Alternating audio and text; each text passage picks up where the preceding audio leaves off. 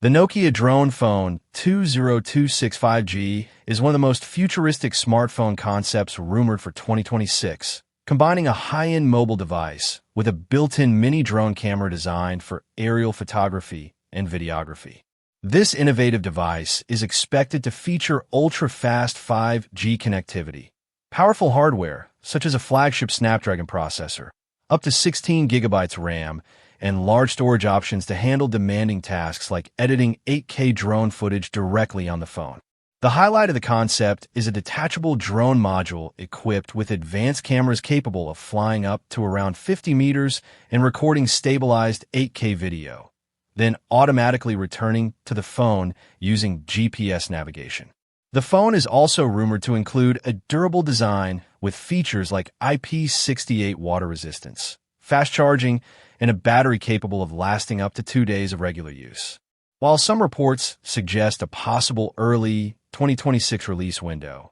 it's important to note that the Nokia drone phone is currently considered a concept device driven by online leaks and tech demos rather than an officially confirmed consumer product.